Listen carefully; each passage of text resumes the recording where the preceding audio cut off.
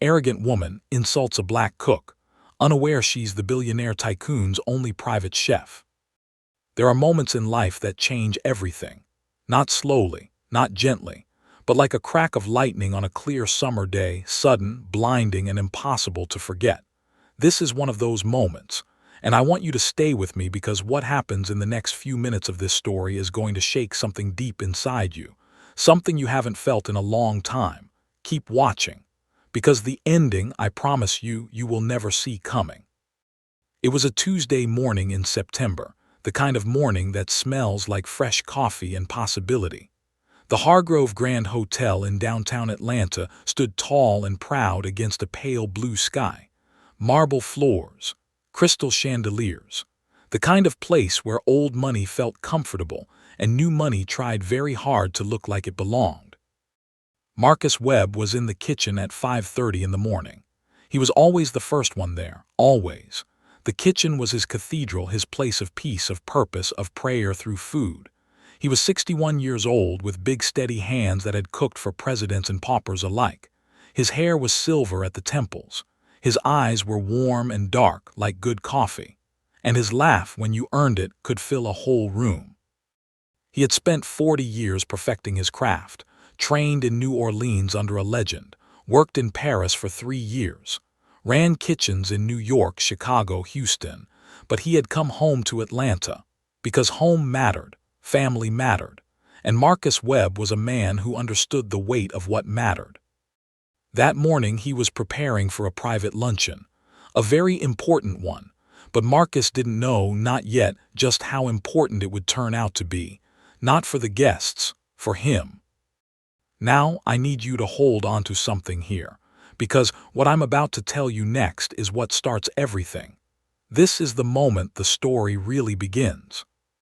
Her name was Patricia Whitmore, and Patricia Whitmore was the kind of woman who walked into a room like she owned it, even when she didn't, especially when she didn't. She was 64 years old, dressed in a cream-colored blazer that cost more than most people's monthly rent. Her jewelry caught the light in a way that seemed almost aggressive. She smelled of expensive perfume and quiet cruelty. Patricia was attending the luncheon as a guest of the hotel's general manager, her old college friend, Douglas. She was a real estate developer from Nashville, known in certain circles for her sharp deals and sharper tongue. She had opinions about everything, and she was not shy about sharing them. She arrived in the kitchen, which guests were never supposed to enter, because she had decided, as she often decided things, that the rules did not apply to her. She swept past a young sous chef who tried to stop her, waving him off like he was a fly at a picnic. And there was Marcus, standing at the stove, stirring a roux with the slow confidence of a man who had done it 10,000 times. He was humming softly to himself, a hymn, actually, something his grandmother used to sing. Patricia looked at him, really looked at him, and something shifted in her face, something cold. "Excuse me," she said. Her voice had that particular tone, the one that isn't really a question, the one that is really a command. "Are you the one cooking for today's lunch?" Marcus turned slowly. He smiled, a real smile. "Yes, ma'am, Marcus Webb, head chef here." She looked him up and down. Her eyes moved across his face, his uniform, his hands on the spoon. And then she said it, right there in that warm, fragrant kitchen.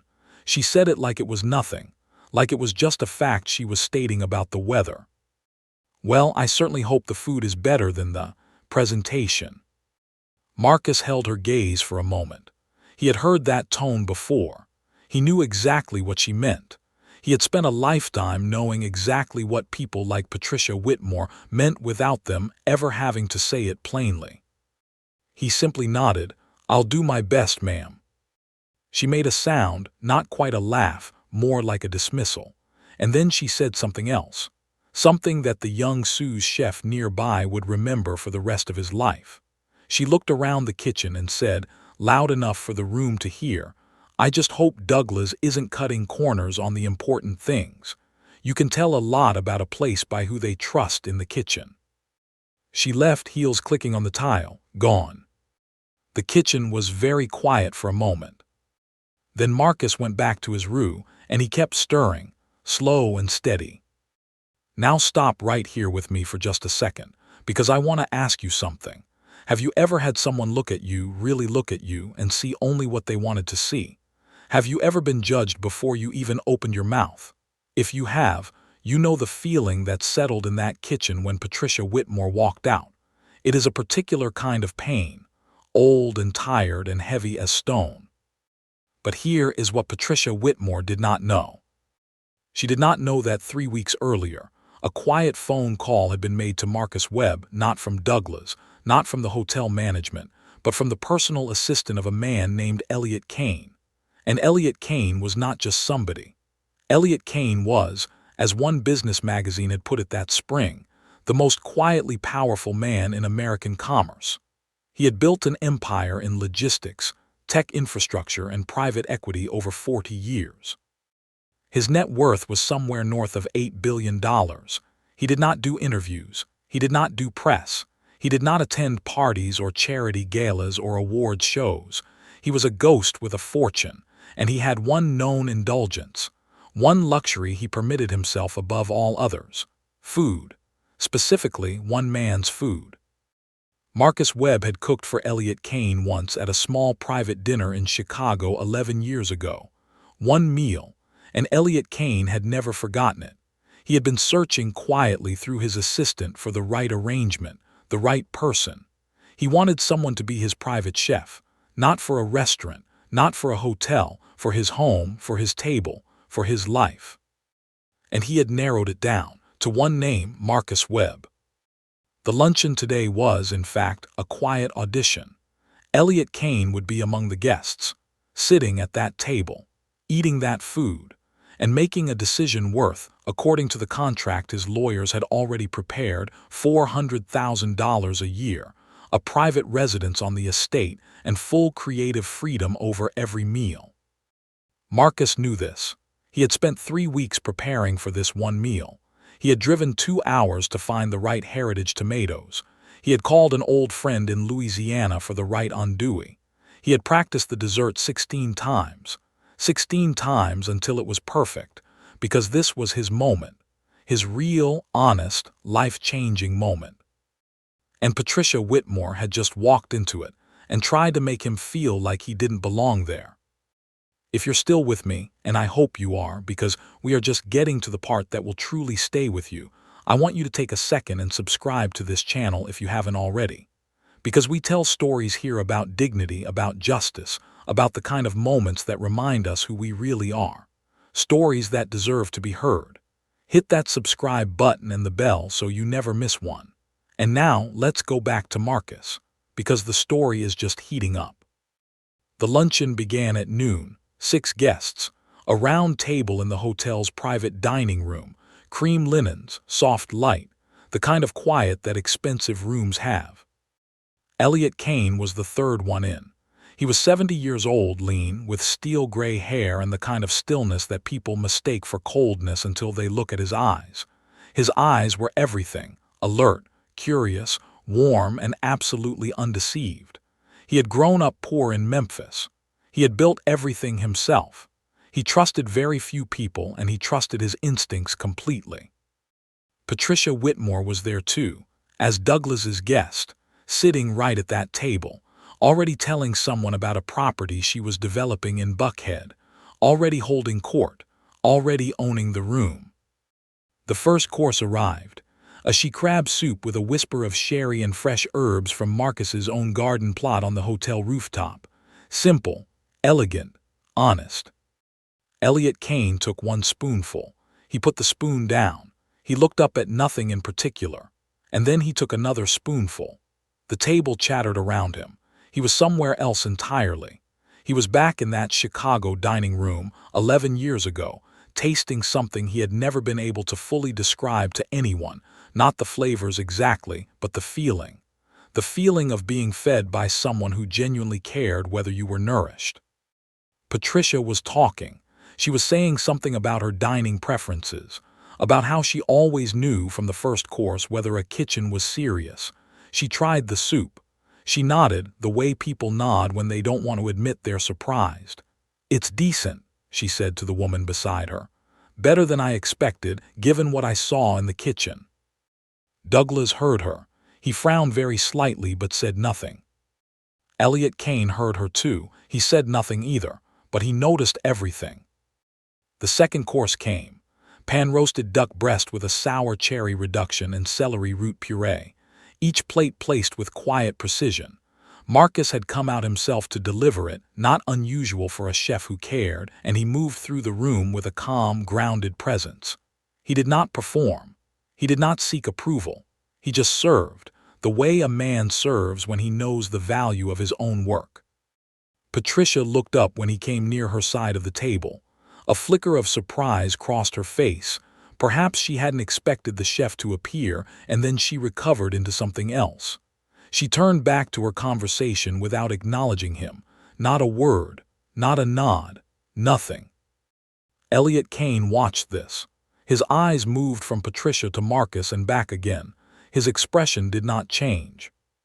The duck was extraordinary. The table fell quieter than it had been all meal. That particular silence that falls over people when they taste something that exceeds what words can handle. "My God," said the woman across from Elliot softly, half to herself. Elliot nodded once slowly. Patricia cut a piece, chewed, and then, and this is the moment I want you to hold, because this is the moment that shows you exactly who Patricia Whitmore was. She leaned over to Douglas and said, in a low voice that carried a little farther than she intended, "I suppose even a stopped clock is right twice a day." Douglas looked at her. He did not smile. Elliot Kane set his fork down very quietly. Dessert was a warm brown sugar bread pudding with a bourbon caramel sauce and a single perfect scoop of homemade vanilla bean ice cream. It arrived in a small cast-iron skillet. Old-fashioned, humble, perfect. The kind of dessert that tastes like your grandmother's kitchen if your grandmother had been a genius. Patricia took a bite, and something happened on her face that she could not control. Her eyes softened. For just a moment, just one unguarded moment, she looked like a different person. Like someone who had, a long time ago, been capable of being moved by simple, beautiful things. And then the mask came back up, and she said nothing. Elliot Kane finished every bite. He asked the server to please give his compliments to the chef, specifically, by name. Marcus came out, stood at the head of the table, thanked them all quietly and genuinely for being there. And Elliot Kane stood up, which surprised everyone because Elliot Kane did not typically stand up to greet service staff. He extended his hand to Marcus. "Marcus Webb," he said, "I have thought about a meal you cooked for me in Chicago for 11 years. I want to talk to you, today if you're available, privately." The table went very still. Patricia Whitmore's face changed. You could see it happening in real time, the pieces assembling themselves into a picture she did not want to see. Marcus shook Elliot's hand, steady, calm. "Of course, sir, I'd be honored." Douglas, to his credit, filled in the blank for the table. "For those who may not know," he said, "Elliot Kane is well. He's Elliot Kane." Someone at the table clearly knew exactly what that meant, because they inhaled sharply. Patricia Whitmore looked at Marcus Webb, really looked at him, perhaps for the first time. And here is where I need to pause, because this is the moment, this is the exact moment that this story stops being about Patricia and starts being about something much bigger, something that lives inside all of us. Because I want to ask you a question that I need you to answer honestly, just to yourself. Have you ever underestimated someone? Have you ever looked past someone on the street, at work, at the grocery store, because of how they looked, or where they came from, or some quiet prejudice you didn't even know you were carrying? And have you ever had to face that moment when you discovered you were wrong? That is a very specific kind of discomfort. And it is, I believe, one of the most important feelings a human being can experience, because that discomfort is the door to something better. Before we go further, and what comes next is where this story finds its heart, I want to ask you to share this video with someone you love. Someone who needs to be reminded that dignity is not given by zip codes or skin color or who's watching. It is carried in the way a man stirs a roux at 5:30 in the morning in a kitchen where no one is looking. Share this with them, and let's keep going. The private meeting between Elliot Kane and Marcus Webb lasted 2 hours. It took place in a small sitting room off the hotel lobby. Elliot's assistant brought a pot of coffee. Neither man touched it. They talked about food first, about what food means, about the philosophy of feeding people, about Marcus's grandmother who had taught him to cook in a small house in Savannah with a wood-burning stove, about Elliot's mother who had worked 2 jobs and still made Sunday supper from scratch every single week because, she said, a family that eats together remembers it belongs together.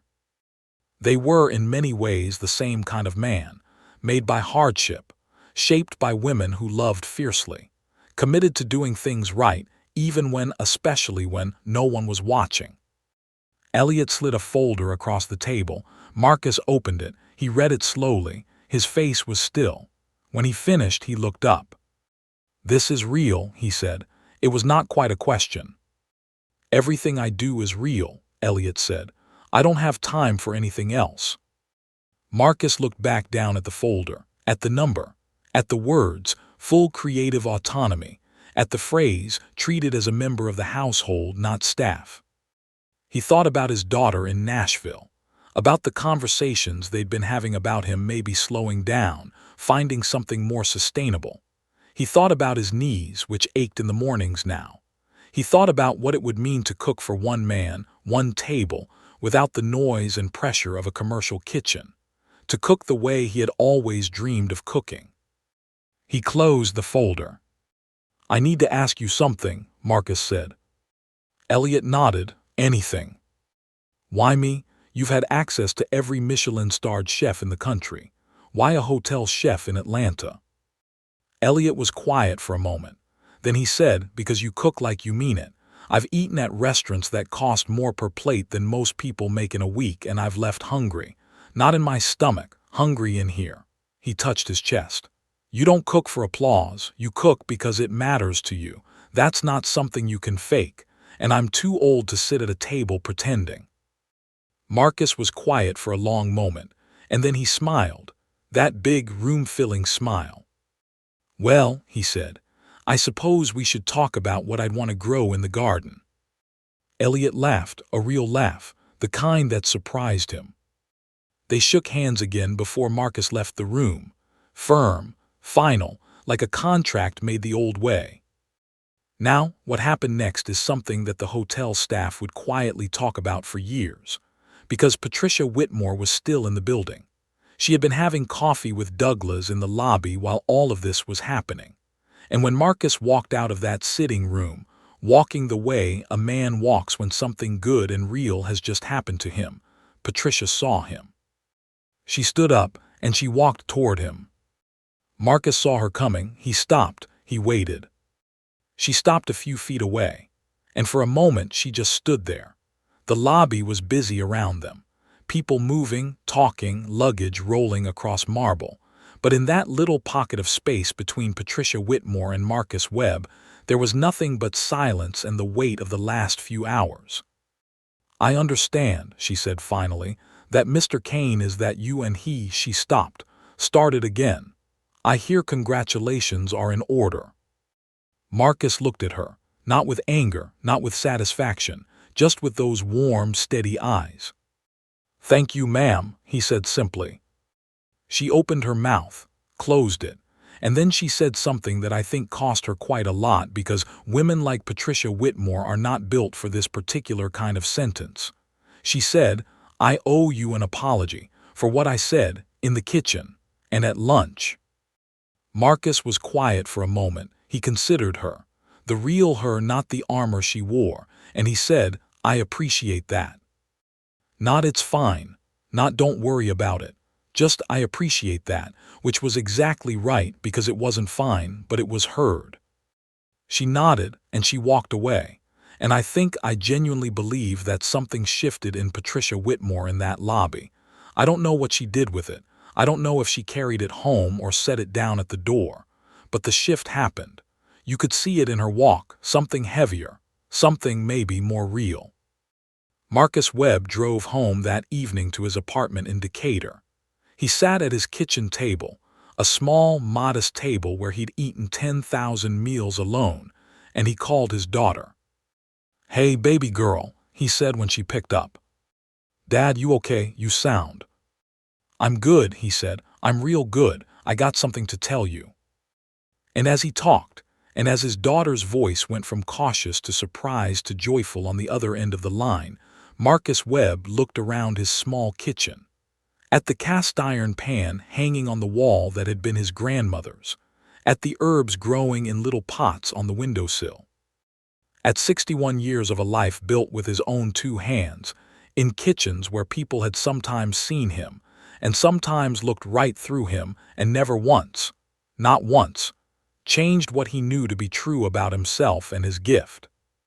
He had cooked through all of it, the doubt and the dismissal, the long nights and the aching mornings, the moments when people like Patricia Whitmore walked into his kitchen and tried to make him small. He had cooked through every single one of those moments, slow and steady, like a good roux, like a man who understood that the finest things cannot be rushed. And now, on a Tuesday evening in September, sitting at his kitchen table with his daughter laughing on the phone, Marcus Webb had arrived. Not because Elliot Kane had chosen him. He had been here all along. He had always been here. It just took the rest of the world a little longer to see it. Now I want to say something directly to you. If you are someone who has ever been overlooked, if you have ever been judged before you spoke, dismissed before you were heard, underestimated because of what someone saw on the outside, I want you to hear this. Your value does not depend on who recognizes it.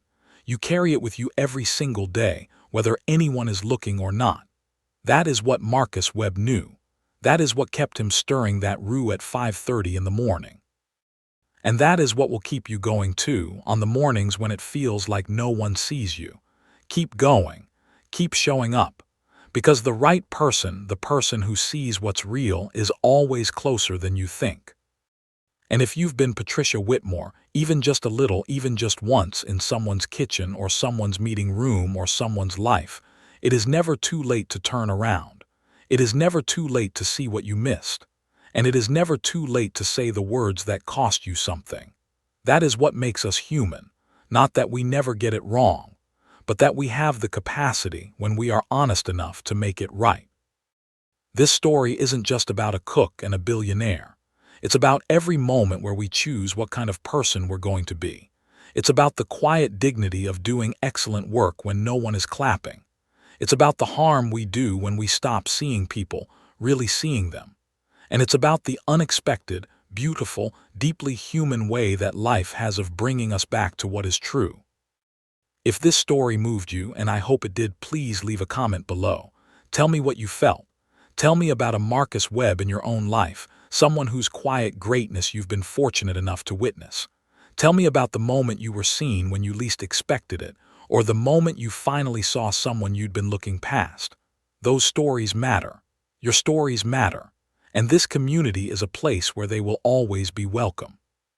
Subscribe to this channel if you haven't already. Hit the bell. Share this video. Because stories like this one, stories about dignity and justice and the quiet power of a human being who refuses to be made small, these stories deserve to live in the world. And we need people like you to help carry them there. Thank you for watching. Thank you for staying all the way to the end. That tells me something about who you are. And I'm grateful for you. I'll see you in the next story.